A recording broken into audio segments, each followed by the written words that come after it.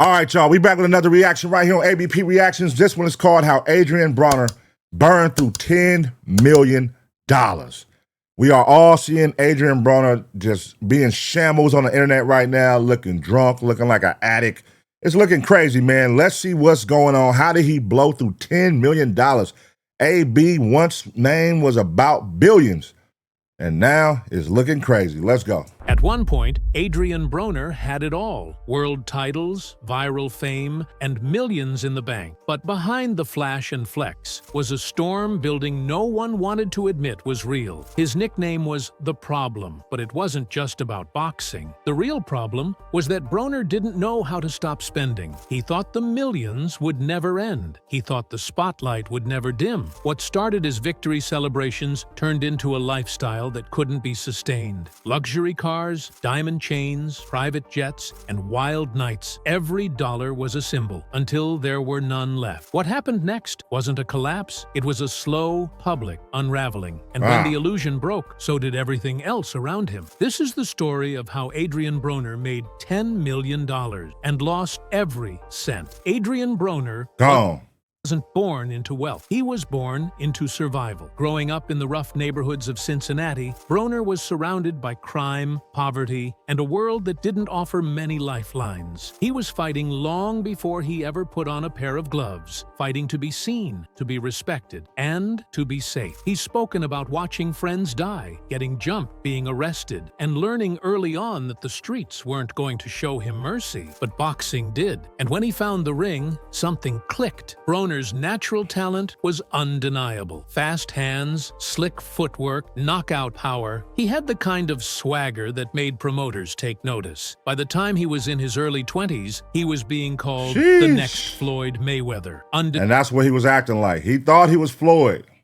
Floyd got long money though, brother, and he thought he was baby Floyd. He was trying to pop it and try to be like Floyd. You know what I mean?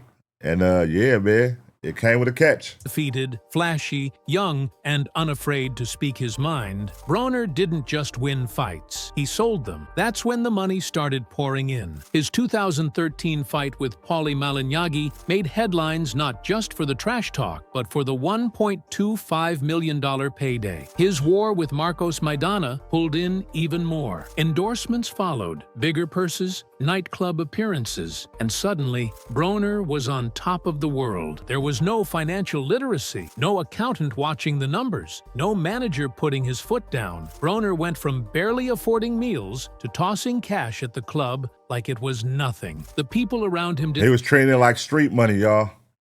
He was treating it like street money. Just counting up. He ain't worried about taxes. He ain't worried about nothing else. I'm just out here balling.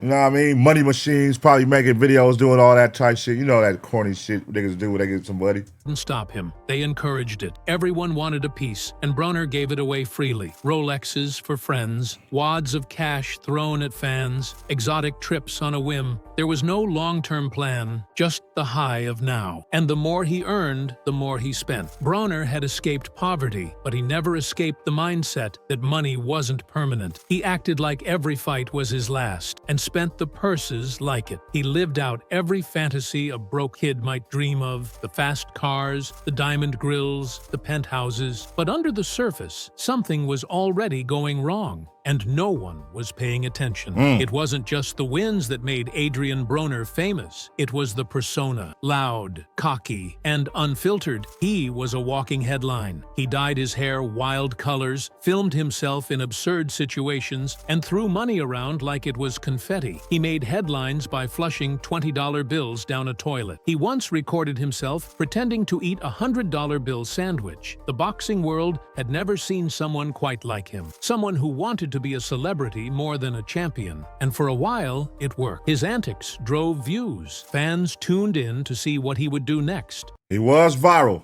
He was viral for a minute. He was definitely viral for a minute.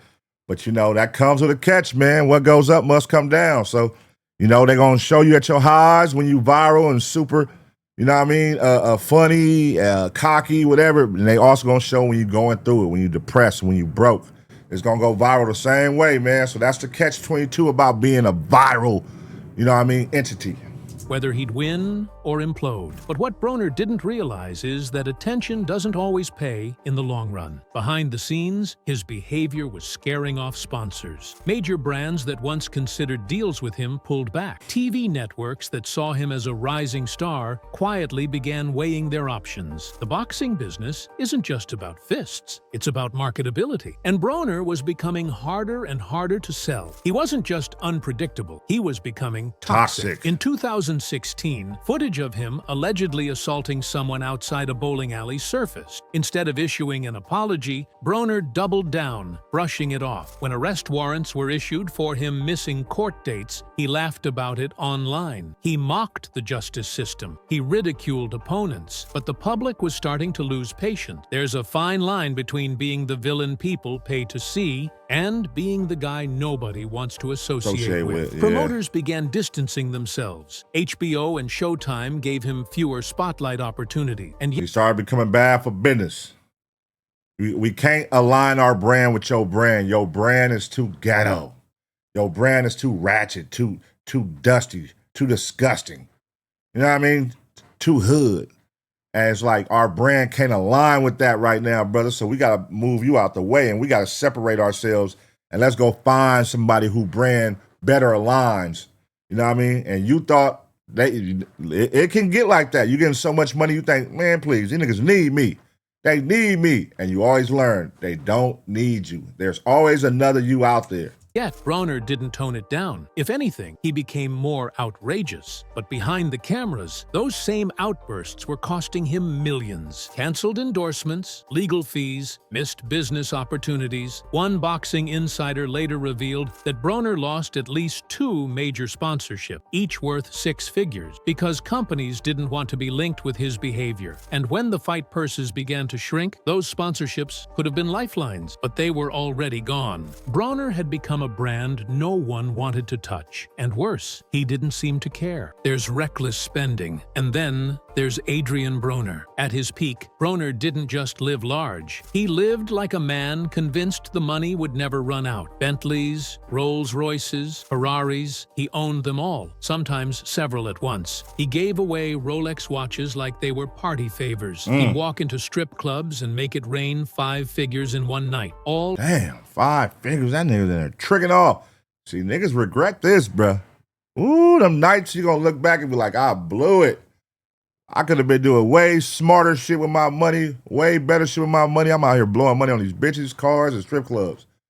And nobody keeping taxes, no accountant.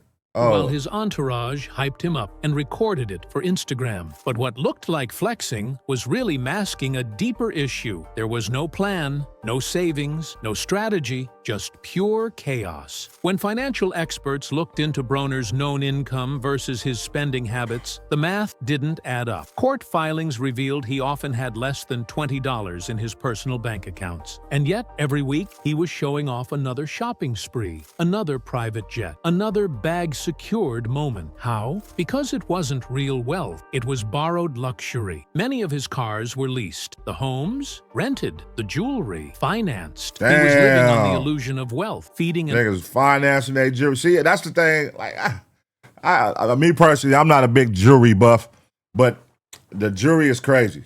an audience that expected excess and drama. And Broner kept delivering, even if it meant borrowing to keep the fantasy alive. Wow. It all came crashing down when he started missing court-mandated payments. One infamous moment came in 2021 when a judge grilled Broner for flaunting stacks of cash online while claiming he had only $13 in his account. The judge didn't buy it. "Mr. Broner, you have money to pay this judgment," she snapped. "You just choose Oh, look at that picture. That's crazy.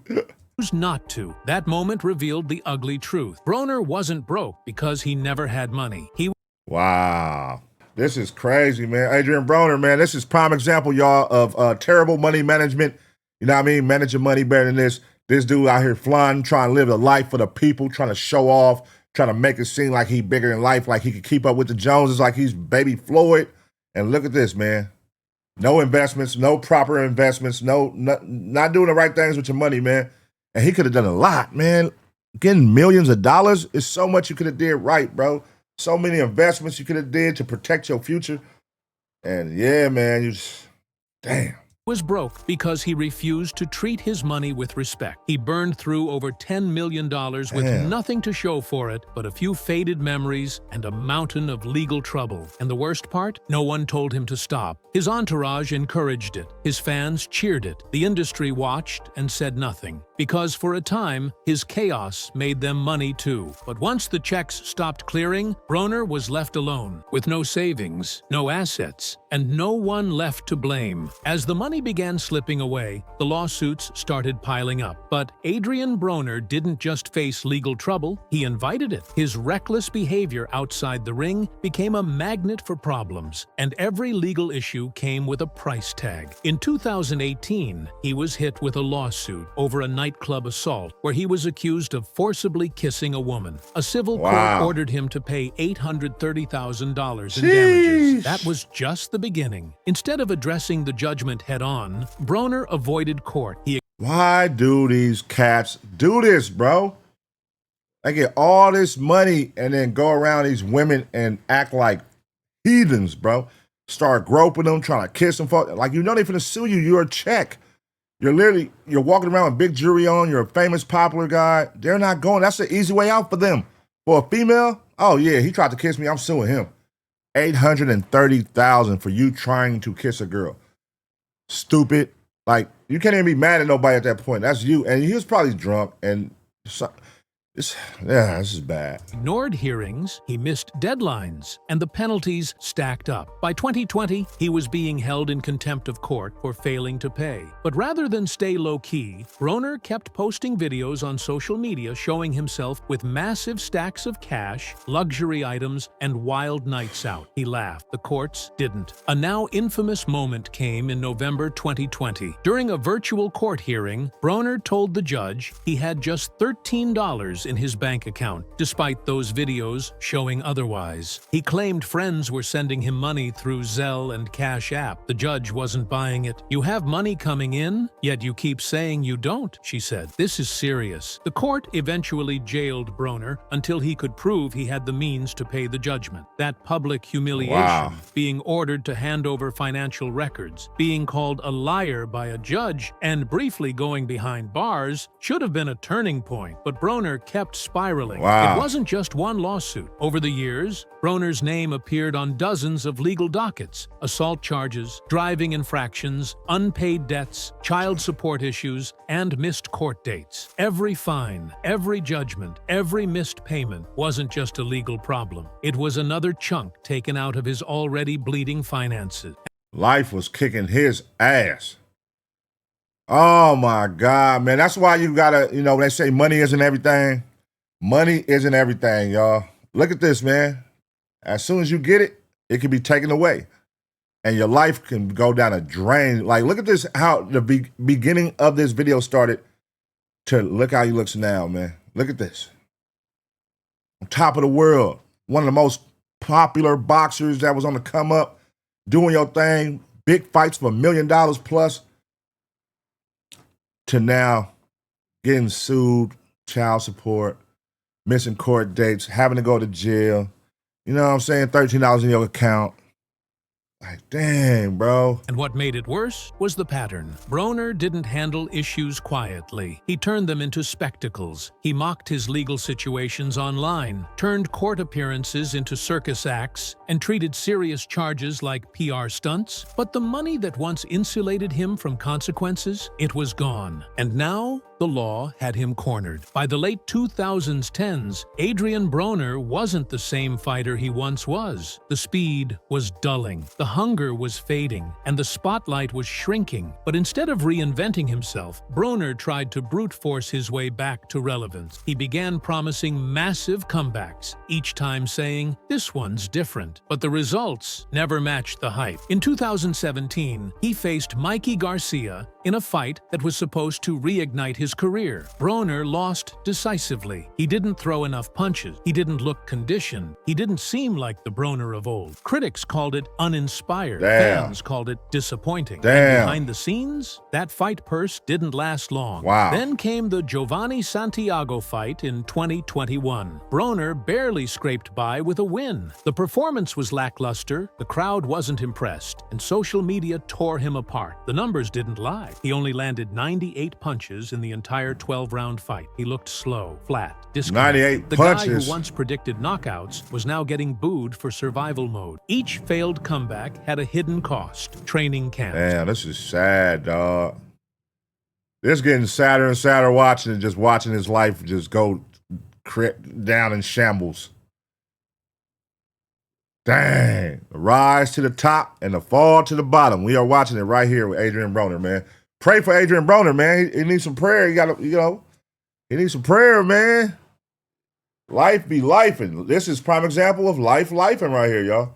Broner's camps were notoriously expensive. He'd fly in trainers, sparring partners, and nutritionists. He stayed in high-end facilities, racked up hotel bills, and bought equipment like he was preparing for a world title. Not a low-tier comeback bout. Some camps cost over $300,000, while the fight purse didn't even bring in half of that after taxes and team cuts. It became clear Broner wasn't fighting for glory anymore. He was fighting to stay afloat. But boxing doesn't pay out sympathy checks. If you're not headlining, you're not earning. And Broner wasn't headlining. His brand was damaged. Promoters didn't trust him. Sponsors stayed silent. The same man who once claimed he'd never fight for less than 7 figures was now taking any gig that would keep the lights on. He even signed with BLK Prime in 2022 for a comeback tour. It sounded promising. Multiple fights, a fresh start, a paycheck. But the deal collapsed before it even began. Wow. The fights were canceled. The money never came. And Broner was back to square one. Each failed comeback was another nail in the coffin of his legacy and another financial hit he couldn't afford. In boxing, fame is fleeting. One moment, you're the next big thing. The next, you're an afterthought. For Adrien Broner, the fall wasn't just public. It was silent. Because the harshest thing the boxing world ever did to him was ignore him. In his prime, Broner couldn't walk into a gym without a crowd forming. Promoters lined up, TV networks. Damn. This is really sad watching this shit. Like, damn, bro. You really smoked it off. Built fight nights around him. He had Mayweather's approval, a flashy style, and the confidence of a megastar. But the more he lost, not just in the ring, but in professionalism, the more the industry quietly walked away. By 2022, Showtime stopped mentioning his name. PBC removed him from major cards. Even Floyd Mayweather, once his mentor, refused to acknowledge him publicly. And behind the scenes, the whispers got louder. Trainers said he wouldn't show up. Sparring partners said he was unmotivated. Managers said he refused structure. He became known as difficult, unfocused, dangerous to business. Wow. Then came the failed BLK Prime comeback. When the deal fell through, Broner went on Instagram ranting about betrayal, broken promises, and people trying to play him. But the truth was more brutal. The industry didn't want to deal with him anymore. Boxing is brutal, but it's also business. And Broner was bad business. He burned bridges with promoters. He ghosted camps. He showed up overweight. At times, he demanded hundreds of thousands for fights he wasn't in shape to win. Other times, he blamed mental health, legal issues, or financial struggle. But the sport had already moved on. Young, hungry fighters filled the vacuum. Gervonta Davis, Devin Haney, Shakur Stevenson, all the things Broner could have been. Doing it the right way. While you over here trying to flaunt and be, you know what I mean, cocky, egotistical. You thought it would last forever, man. There's always somebody waiting to be the next you, brother.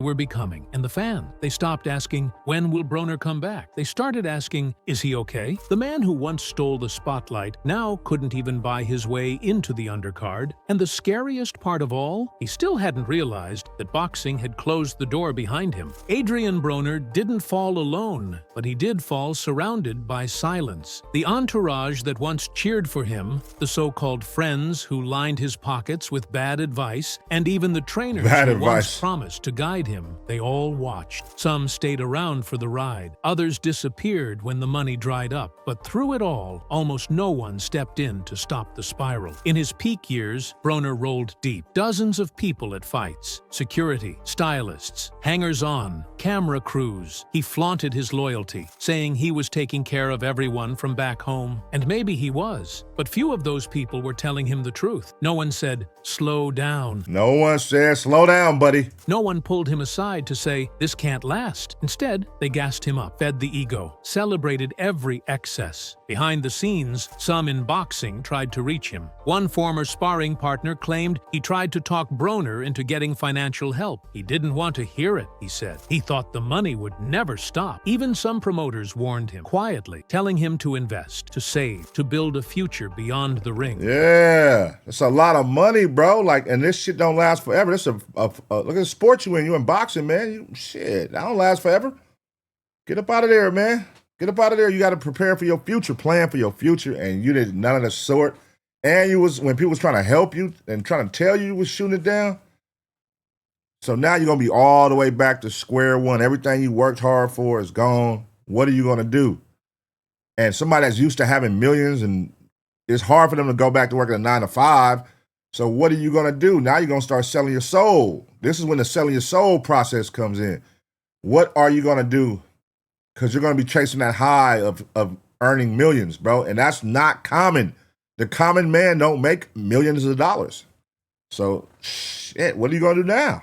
Broner didn't listen, or maybe he couldn't. The worst part? The people who might have helped didn't push hard enough. Even Floyd Mayweather, once a brother figure to Broner, backed away. There were no intervention, no forced reality checks, just distance. When Broner needed a lifeline, he found himself looking around and realizing the crowd had thinned out. The same people who partied with him weren't there when he was in court. The ones who wore his merch didn't show up when he was being dragged into rehab. And the ones who smiled in photos weren't calling when he went silent for weeks. You could see it in Broner's eyes as the years went on. Tired, defensive, unpredictable. The showman was fading. And behind him was a trail of people who either couldn't help or wouldn't. And every time he fell a little further, it got quieter. Adrien Broner used to control the narrative. He'd troll the media, hijack post-fight press conferences, and turn chaos into comedy. But somewhere along the line, the act stopped being funny and started being painful.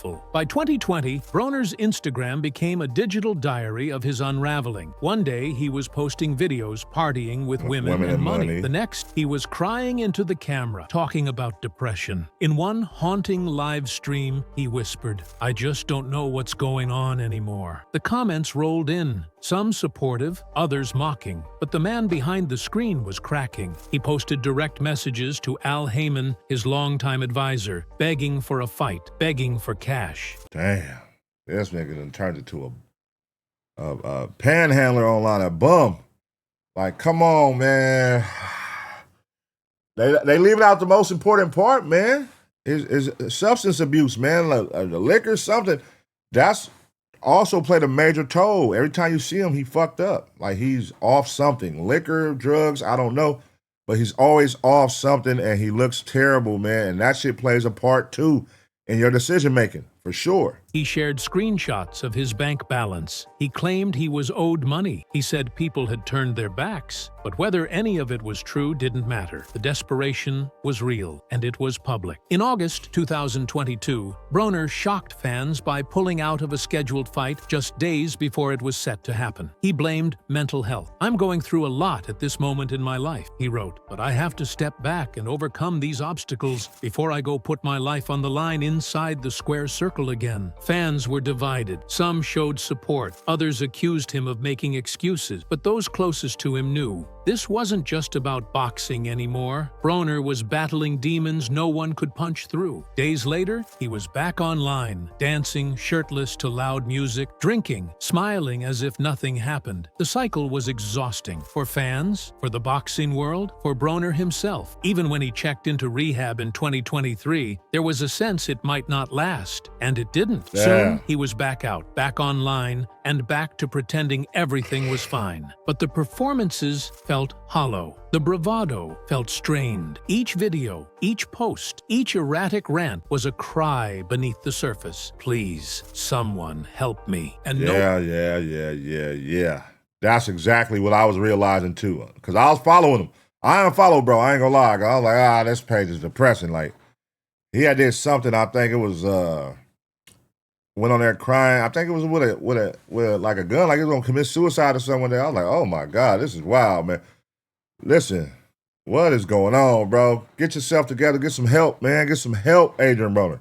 No one ever did. Today, Adrien Broner is a man caught between two worlds, the shell of a superstar and the shadow of a cautionary tale. He once strutted into arenas with gold chains and fur coats. Now, he walks into small gyms, hoping someone will give him one more chance. The $10 million he once had? Gone, blown, dissolved into memories of champagne, courtrooms, and leased Bentleys. Some sources claim Broner is nearly bankrupt. Others say he's living off small appearance fees, local sponsorships, and regional fights that barely crack 5 figures. He's gone from luxury hotels to budget motel, from viral knockouts to training in obscure gyms far from the cameras.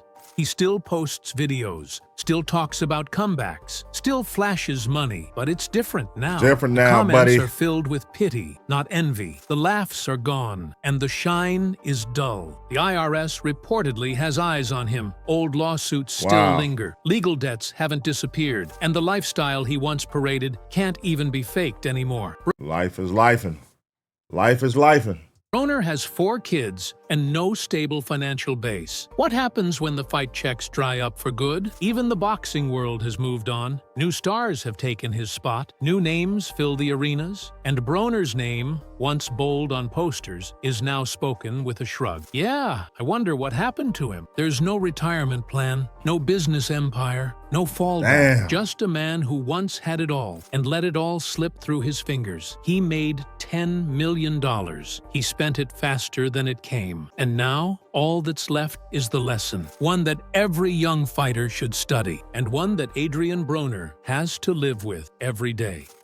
Damn.